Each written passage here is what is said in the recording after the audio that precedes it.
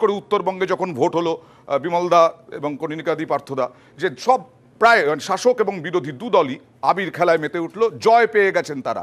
কালকে বোলপুরে কাজল শেখের নেতৃত্বে আবির খেলা হলো। আজকে আবির খেলা হলো, কালকে ভোট হয়েছে, আজকেই আবির খেলা। কি উন্মাদনা, কি উৎসাহ উদ্দীপনা দেখুন। মানে বোলপুর জিতেই গেছেন এরকম একটা মনোভাব,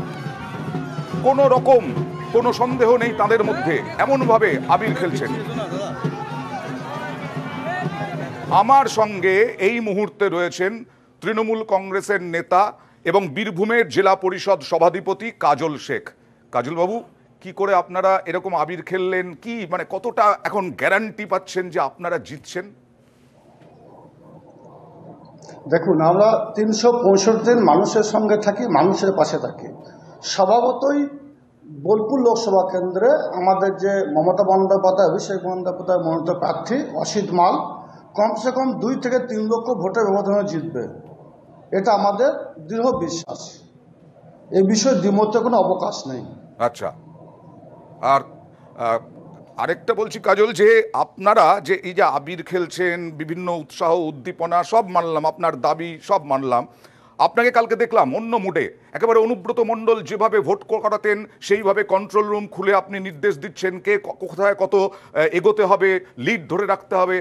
আপনি কি সেই হিসেব ধরেই বলছেন? দেখুন, আমরা 365 মানুষের পাশে থাকি। আমাদের মমতাময়ী মা মমতা বন্দ্যোপাধ্যায় বাংলার বুকে যে 74টি প্রকল্প চালু করেছেন, আপনারা দেখতে পেয়েছেন এর আগে যত নির্বাচন হয়েছে 2011 প্রাককালে, প্রত্যেকটি নির্বাচনে বীরভূম জেলায় কাটাকাটি, খুনোখুনি, রাহাজানি হয়েছে। রক্তবিহীন নির্বাচনে প্রথম হয়েছে, মানুষ লাইন দাঁড়িয়ে ভোট দিয়েছে, নিজের ভোট নিজে দিয়েছে।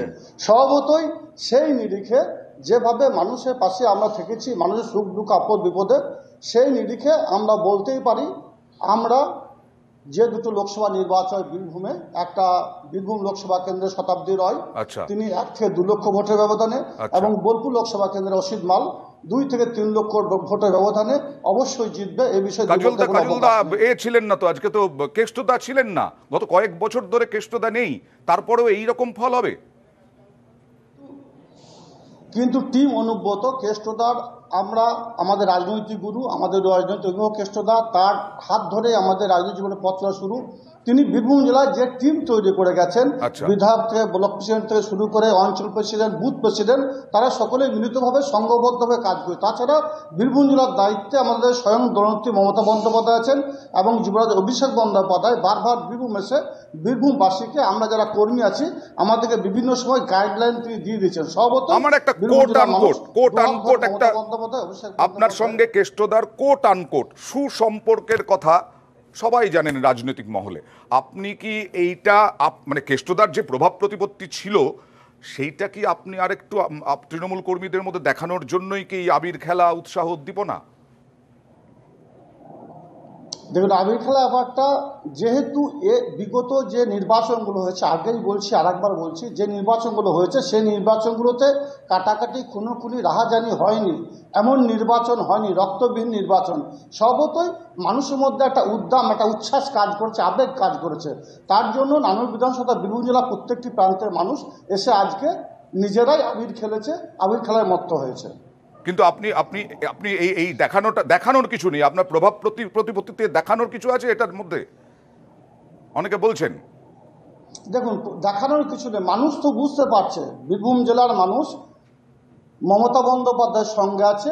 বিরোধীরা বীরভূম জেলার জন্য কিছু করেনি, বাংলাকে যারা অবজ্ঞা করেছে, অবহেলা করেছে, বাংলার 100 দিনে খেতে পাওয়া ক্ষেত মজুরে যাদের টাকা দেয়নি, বাংলা আবাস যোজনা টাকা দেয়নি, তাদের বিরুদ্ধে বীরভূম জেলার মানুষ রায় দেবে, তত বাংলা মানুষ রায় দেবে, এটাই আমাদের বিশ্বাস। Thank you so much news 18 বাংলার সঙ্গে কথা বলার জন্য। সংক্ষেপে আমি একটু জবাব নেব।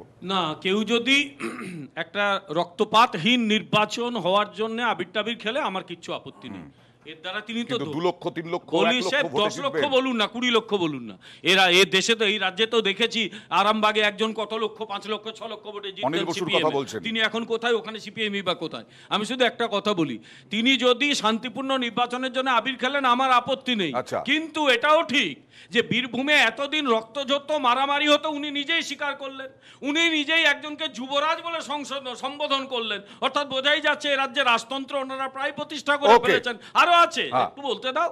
আর একটা ঘটনা ঘটলো 3 দিন আগে, অনুব্রত মণ্ডলের বাড়ির ছাদে হঠাৎ একটা শ্রীরামচন্দ্রের পতাকা উঠতে শুরু করলো, হনুমান পতাকা। এবার ইনি আবির মাখছেন, তার মানে বীরভূমে সম্ভবত কেষ্টদার যুগ শেষ, নতুন কোন যুগ শুরু হয়েছে। সে নিজেদের মধ্যে মারপিট করুক, যা খুশি বেশ, করে, আমার বেশ, কিচ্ছু যায় বেশ। আসে না। দে আর নট সো ইম্পর্টেন্ট যে তাদের নিয়ে এত কথা বলতে হবে। আচ্ছা, তাদের